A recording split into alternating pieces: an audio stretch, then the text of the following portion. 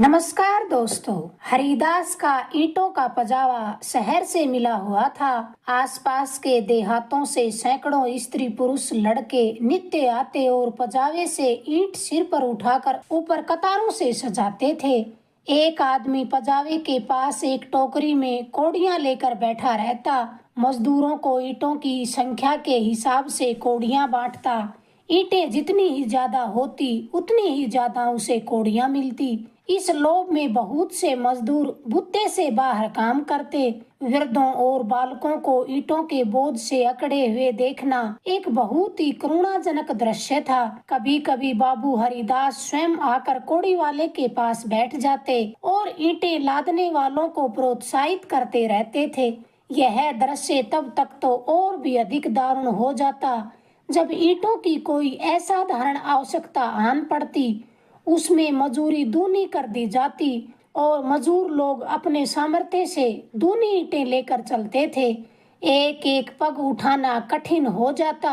उन्हें सिर से पैर तक पसीने में डूबे पजावे की राख चढ़ाए ईंटों का एक पहाड़ सिर पर रखे बोझ से दबे देखकर ऐसा जान पड़ता था मानो लोभ का भूत उन्हें जमीन पर पटक कर उनके सिर पर सवार हो गया है। सबसे करुण दशा एक छोटे लड़के की थी जो सदैव अपनी अवस्था के लड़कों से दुगनी ईंटें उठाता और धैर्य के साथ अपने काम में लगा रहता था। उसके मुख पर ऐसी दीनता छाई रहती थी। उसका शरीर इतना कृश और दुर्बल था कि उसे देखकर दया आ जाती थी। और लड़के तो बनिए की दुकान से गुड़ लाकर खाते, कोई सड़क पर जाने वाले इक्कों और हवा गाड़ियों की बहार देखता, लेकिन इस गरीब लड़के को अपने काम से काम था। उसमें लड़कपन की न चंचलता थी, न शरारत थी, न खिलाड़ीपन, यहाँ तक कि उसके होठों पर भी कभी हंसी न आती थी। बाबू हरिदास को उसकी दशा पर दया आती। कभी कभी कौड़ी वाले को इशारा करते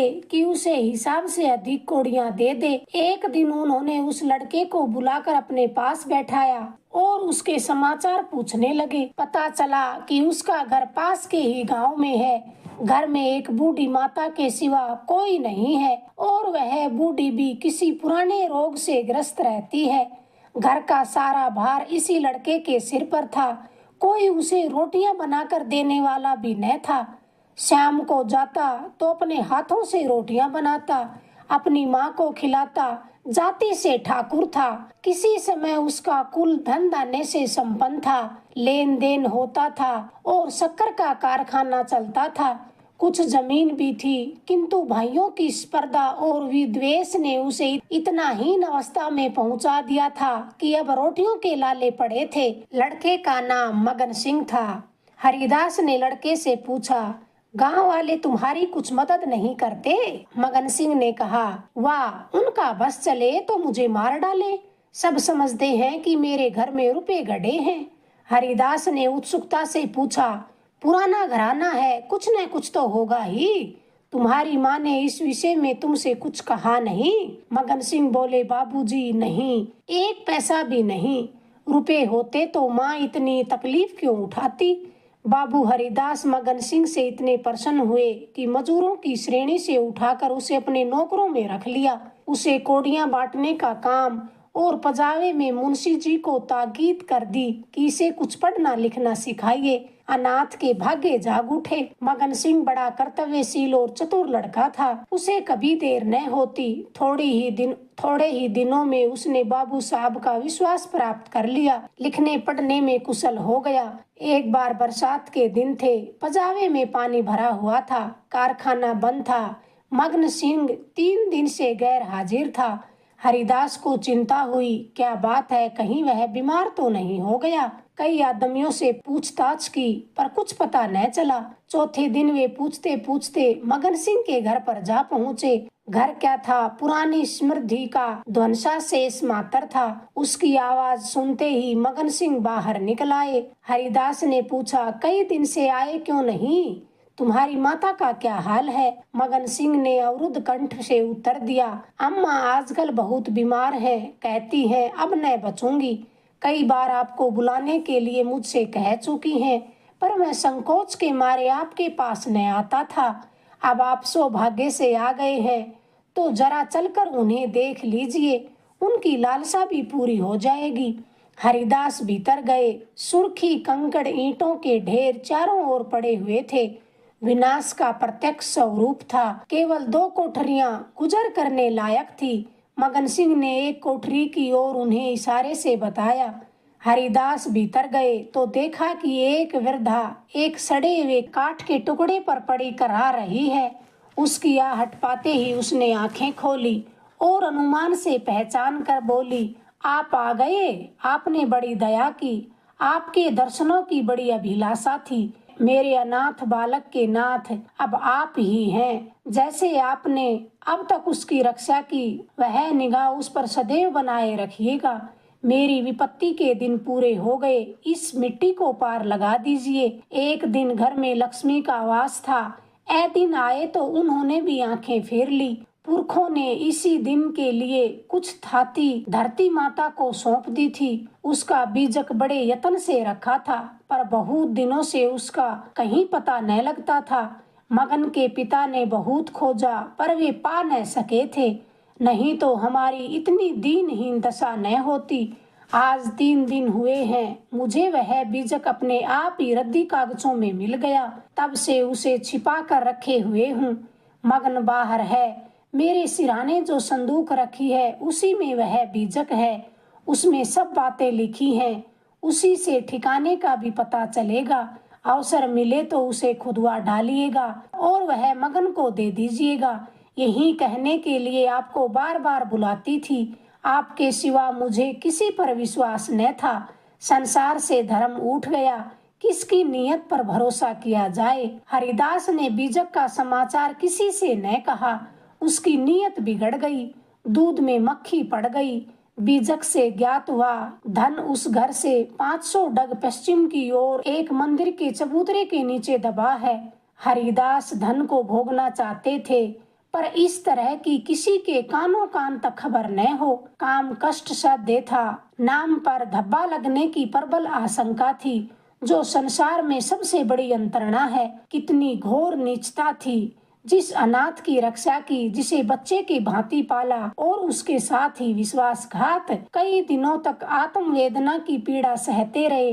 अंत में कुतर्कों ने विवेक को परास्त कर दिया। सोचने लगा, मैंने कभी धर्म का परित्याग ही नहीं किया, न कभी करूंगा। क्या कोई ऐसा प्राणी भी है जो जीवन में एक बार भी विचलित न हुआ हो? यदि है तो वह मनुष्य नहीं, देवता है। मैं तो मनुष्य हूँ। मुझे देवताओं की पंक्ति में बैठने का दावा नहीं करना। मन को समझाना बच्चे को फुसलाने के बराबर होता है। हरिदास सांझ को सैर करने के लिए घर से निकल जाते। जब चारों ओर सन्नाटा छा जाता तो मंदिर के चबूतरे पर आ बैठते और एक कुदाली लेकर उसे खोदते। दिन में 2-1 बार इधर उधर ताक झांक करते कि कोई चबूतरे के पास खड़ा तो नहीं है। रात की निस्तब्धता में उन्हें अकेले बैठे ईंटों को हटाते हुए उतना ही भय होता था जितना किसी भ्रष्ट वैष्णव को आमिष भोजन से होता है। चबूतरा लंबा चौड़ा था। उसे खोदते 1 महीना लग गया। अभी आधी मंजिल भी तय न हुई। इन दिनों उनकी दशा उस पुरुष की सी थी जैसे कोई मंत्र जगा रहा हो। चित्त पर चंचलता छाई रहती। आंखों की ज्योति तीव्र हो गई थी। बहुत गुमसुम रहते, मानो ध्यान में मग्न हो। किसी से बातचीत न करते। अगर कोई छेड़छाड़ कर बात करता तो झुंझला पड़ते। पजावे की ओर बहुत कम जाने लगे। विचारशील पुरुष थे। आत्मा बार बार इस कुटिल व्यापार से भागती। निश्चय करते कि अब चबूतरे की ओर न जाऊंगा, पर संध्या होते ही उन पर एक नशा सा छा जाता। बुद्धि विवेक का अपहरण हो जाता। जैसे कुत्ता मार खाकर थोड़ी देर के बाद टुकड़ों की लालच में जा बैठता है, वही दशा उनकी थी। यहाँ तक कि दूसरा महीना भी व्यतीत न हुआ। अमावस की रात थी। हरिदास मलिन हृदय में बैठी हुई काली माँ की भांति चबूतरे पर बैठे सोच रहे थे, आज चबूतरा खुद जाएगा। जरा देर तक और मेहनत करनी पड़ेगी। कोई चिंता ही नहीं। घर में लोग चिंतित हो रहे होंगे, पर अभी निश्चित हो जाऊंगा। पर अभी पता लग जाएगा कि चबूतरे के नीचे क्या है। पत्थर का तहखाना निकल आया तो समझ जाऊंगा कि धन अवश्य होगा। तहखाना न मिले तो मालूम हो जाएगा कि सब धोखा ही धोखा। कहीं सचमुच तहखाना न मिले तो बड़ी दिल लगी होगी, मुफ्त में उल्लू बन जाऊंगा। पर नहीं, कुदाली खटखट बोल रही है। हाँ, पत्थर की चट्टान है। उन्होंने टटोल कर देखा, उनका भ्रम दूर हो गया। चट्टान थी, तहखाना मिल गया। लेकिन हरिदास खुशी से उछले कूदे बिल्कुल भी नहीं। आज वे लौटे तो सिर में दर्द था। समझे थकान है, लेकिन यह थकान नींद से न गई। रात को ही उन्हें जोर से बुखार ने घेर लिया। 3 दिन तक जवर में पड़े रहे, किसी दवा से फायदा न हुआ। इस रुग्णावस्था में हरिदास को बार बार भ्रम होता था कि कहीं यह मेरी तृष्णा का दंड तो नहीं है। जी में आता था मगन सिंह को बीजक दे दे और क्षमा याचना कर ले, पर भंडा फोड़ होने का भय उसका मुंह बंद कर देता था। न जाने ईसा के अनुयायी अपने पादरियों के सम्मुख कैसे अपने जीवन भर के पापों की कथा सुनाया करते थे। हरिदास की मृत्यु हो गई और उसके पीछे यह बीजक उनके सुपुत्र प्रभुदास के हाथ लग गया। बीजक मगन सिंह के पुरखों का लिखा हुआ था, इसमें लेस मात्र भी संदेह न था। लेकिन उन्होंने सोचा, पिताजी ने भी कुछ सोच समझ कर ही इस मार्ग पर पग रखा होगा। वे कितने नीति परायण थे, कितने सत्यवादी पुरुष थे। उनकी नीयत पर कभी किसी को संदेह न हुआ। जब उन्होंने ही इस कार्य को घृणित नहीं समझा, तो मेरी तो गिनती ही क्या। कहीं यह धन हाथ आ जाए तो कितने ही सुख से जीवन बिताऊंगा। शहर के रईसों को दिखा दूंगा कि धन का सदुपयोग कैसे होता है। बड़े बड़ों का सिर नीचा कर दूंगा, कोई आंख न मिला सकेगा। उसका इरादा पक्का हो गया। शाम होते ही वह घर से बाहर निकले। वही समय था, वही चौकन्नी आंखें थी और वही तेज कुदाली थी। ऐसा ज्ञात हो रहा था मानो हरिदास की आत्मा इस नए भेष में अपना काम कर रही हो। चबूतरे का धरातल पहले ही खुद चुका था, अब संगीन तहखाना था। जोड़ों को हटाना कठिन था, पुराने जमाने का पक्का मसाला था। कुल्हाड़ी उचट उचट कर लौट रही थी। कई दिनों में ऊपर की दरारें खुली, लेकिन चट्टान जरा भी न हिली। तब वह लोहे की छड़ से काम लेने लगे, लेकिन कई दिनों तक जोर लगाने पर भी चट्टानें न खिसकी। सब कुछ अपने हाथों से करना था, यहाँ तक कि फिर वही अमावस की रात आई। प्रभुदास को जोर लगाते 12 बज गए, मगर चट्टाने भाग्य रेखाओं की भांति अटल खड़ी रही। पर आज इस समस्या को हल करना आवश्यक था। कहीं तहखाने पर किसी की नजर पड़ जाए तो मन की लालसा मन में रह जाए। वह चट्टान पर बैठकर सोचने लगा, क्या करूं, क्या न करूं। उसकी बुद्धि काम नहीं कर रही थी। तभी अचानक उसे एक युक्ति सूझी, क्यों न बारूद से काम ले लिया जाए। वे इतने अधीर हो रहे थे कि कल पर इस काम को न छोड़ सकते थे। सीधे बाजार की तरफ चल पड़े। 2 मील का रास्ता हवा की तरह तय कर लिया, पर वहां पहुंचे तो दुकानें बंद हो चुकी थी। बारूद इस समय नहीं मिल सकती थी। दुकान वाले ने कहा, सरकारी हुक्म नहीं है, तुम कौन हो? इस वक्त बारूद लेकर क्या करोगे? अगर कोई वारदात हो जाए तो मुफ्त में मैं बंधा बंधा फिरूंगा, तुम्हें पूछेगा ही कौन? प्रभुदास की शांति वृत्ति कभी इतनी कठिन परीक्षा में न पड़ी थी। वे अंत तक दुकानदार के सामने अनुनय विनय करते रहे, यहाँ तक कि मुद्राओं की सुरीली झनकार से उसे वशीभूत कर ही लिया। प्रभुदास यहाँ से चले तो धरती पर पांव न पड़ रहे थे। रात के 2 बजे थे। प्रभुदास मंदिर के पास पहुँचे। चट्टानों की दराजों में बारूद रख फलीदा लगा दिया और दूर भाग खड़े हुए। एक क्षण में बड़े जोर का धमाका हुआ, चट्टान उड़ गई। अंधेरा गार सामने था, मानो कोई पिशाच उन्हें निगल जाने के लिए मुंह खोले खड़ा हुआ है। प्रभात का समय था। प्रभुदास अपने कमरे में लेटे हुए थे। सामने लोहे के संदूक में 10,000 पुरानी मोहरें रखी हुई थी। उनकी माता सिरहाने बैठी, पंखा जल रही थी। प्रभुदास ज्वाला की ज्वाला से जल रहे थे। करवटें बदलते थे, कहरा रहे थे, हाथ पांव पटकते थे, पर आंखें लोहे की संदूक की ओर लगी हुई थी। इसी में उसके जीवन की आशाएं बंद थी। मगन सिंह अब पजावे का मुंशी था, इसी घर में रहता था। आकर बोला, पजावे चलो तो गाड़ी तैयार करवा दूं। प्रभुदास ने उसके मुख की ओर क्षमा याचना की दृष्टि से देखकर कहा, नहीं, मैं आज न चलूंगा, तबीयत अच्छी नहीं है, तुम भी मत जाओ। मगन सिंह उनकी दशा देखकर डॉक्टर को बुलाने चले गए।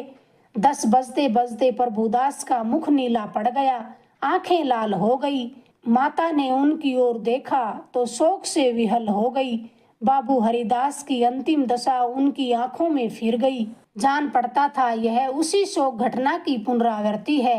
वह देवताओं की मनौतियां मनाने लगी, किंतु प्रभुदास की आंखें उस लोहे की संदूक की ओर ही लगी हुई थी जिस पर उन्होंने अपनी आत्मा अर्पण कर दी थी। उसकी घरवाली आकर उसके पैताने बैठ गई और बिलख बिलख कर रोने लगी। प्रभुदास की आंखों से आंसू बह रहे थे, पर वे आंखें उसी लोहे की संदूक की ओर निराशापूर्ण भाव से देख रही थी। डॉक्टर ने आकर देखा, दवा दी और चला गया, पर दवा का असर उल्टा हो गया।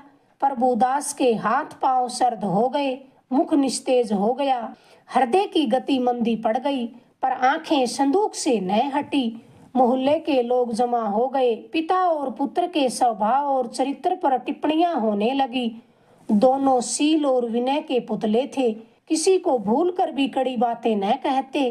प्रभुदास का संपूर्ण शरीर ठंडा हो गया था, प्राण था तो केवल आंखों में। वे अब भी उस लोहे की संदूक की ओर लगातार देखे जा रहे थे। घर में कोहराम मचा हुआ था। माँ और घरवाली पछाड़े खा खा कर गिर पड़ रही थी। मोहल्ले की स्त्रियां उन्हें समझा रही थी। अन्य मित्रगण आंखों पर रुमाल जमाए हुए थे। जवानी की मौत संसार का सबसे करुण और सबसे अस्वाभाविक और विधाता की निर्दय लीला है। प्रभुदास का सारा शरीर प्राणहीन हो गया, पर आंखें जीवित थी। वे अब भी उसी संदूक की ओर लगी हुई थी। जीवन ने तृष्णा का रूप धारण कर लिया था। सांस निकलती है पर आस नहीं निकलती। इतने में मगन सिंह आकर खड़ा हो गया। प्रभुदास की निगाह उस पर पड़ी। ऐसा जान पड़ा मानो उसके शरीर में फिर रक्त का संचार हो गया। अंगों में स्फूर्ति के चिन्ह दिखाई पड़ने लगे। इशारे से मगन सिंह को उसने अपने मुंह के निकट बुलाया और उसके कान में कुछ कहा। एक बार लोहे की संदूक की ओर इशारा किया और फिर आंखें उलट गई। उसके शरीर के प्राण निकल गए। अगर आपको ये कहानी पसंद आई, प्लीज चैनल को लाइक करें, शेयर करें, सब्सक्राइब करें। धन्यवाद दोस्तों।